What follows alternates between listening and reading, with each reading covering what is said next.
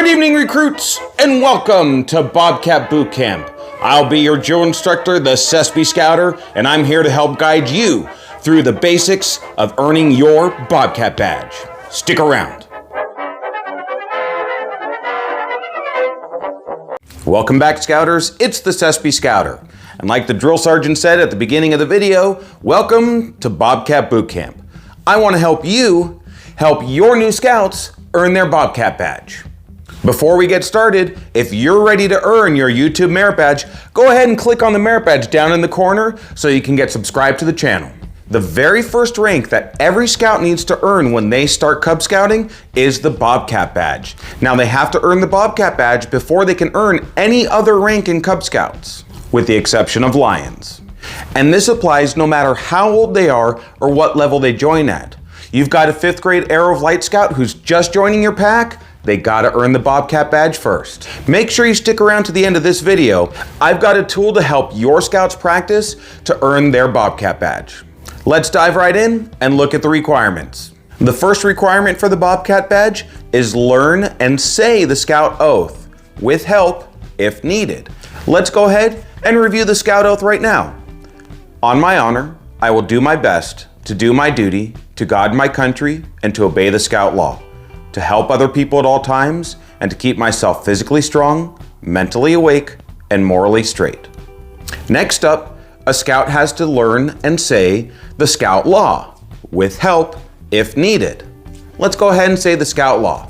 A scout is trustworthy, loyal, helpful, friendly, courteous, kind, obedient, cheerful, thrifty, brave, clean, and reverent.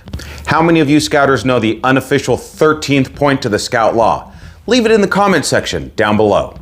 Now it's important when we look at these requirements to read what it actually says. Learn and say. It doesn't say that a scout has to memorize. So we want to be careful and keep that in mind when we're dealing with our new scouts. A brand new 1st grade Tiger Cub is not going to be able to memorize the Scout Oath and the Scout Law like a 4th or 5th grade new Webelow Scout may be able to. The requirement even specifically says, with help if needed. It's okay to do the Scout Oath and the Scout Law call and answer style. And while I think it makes for a great tabletop conversation to break down the individual points of the Scout Oath and the Scout Law and try to help these new scouts understand what it is that they're saying, keep in mind that that is not part of the requirement. The requirement simply states, learn and say. No more, no less. The next requirement is show the Cub Scout sign.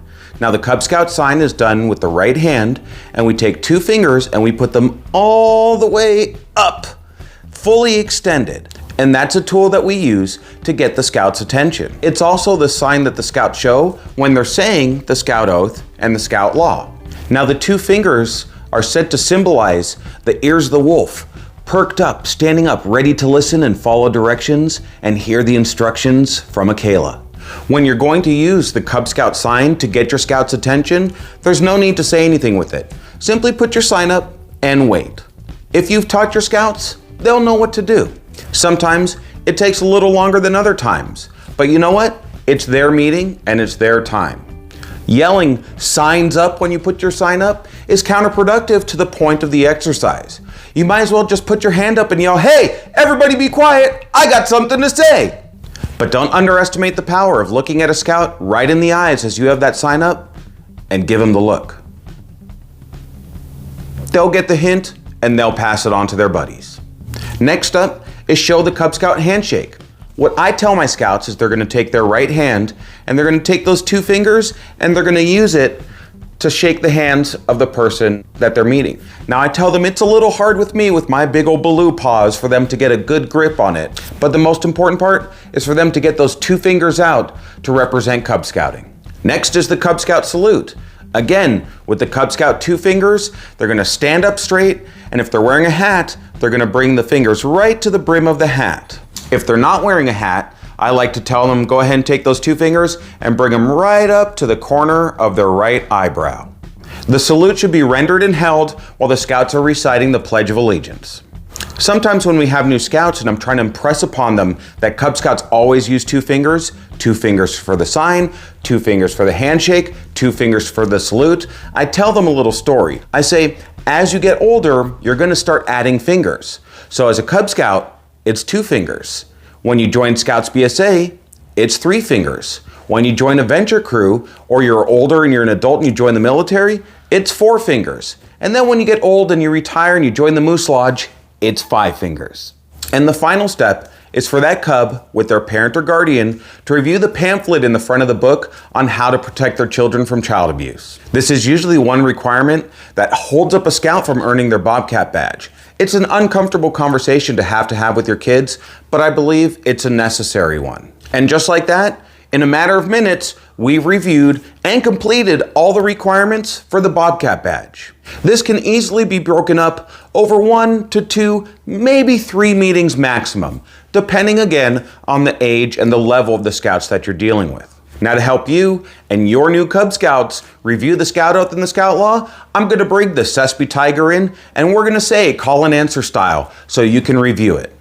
All right, guys, I've got the Sespe Tiger with me, and we're going to review the Scout Oath and the Scout Law for you. Ready? Yes. All right, repeat after me. On my honor. On my honor. I will do my best. I'll do my best. To do my duty. To do my duty. To God and my country. To God and my country. And to obey the Scout Law. And to obey the Scout Law. To help other people at all times. To help other people at all times. And to keep myself. To keep myself. Physically strong. Physically strong. Mentally awake. Mentally awake. And morally straight. Morally straight. And now, the Scout Law. A scout is trustworthy. A scout is trustworthy. Loyal. Loyal. Helpful. Helpful. Friendly. Friendly. Courteous. Courteous. Kind. Kind. Obedient. Obedient. Cheerful. Cheerful. Thrifty. Thrifty. Brave. Brave. Clean. Clean. And reverent. And reverent. And sometimes hungry, huh? Yes. Okay. All right, Scouters, don't forget to like this video, subscribe to the channel, and hit the notification bell so you see when I upload a new video. If you like what I had to say here, share it with a friend. Don't forget to keep it simple. And make it fun. And we'll see you on the next one. This is the Sespe Scouter. And the Sespe Tiger. Saying goodnight.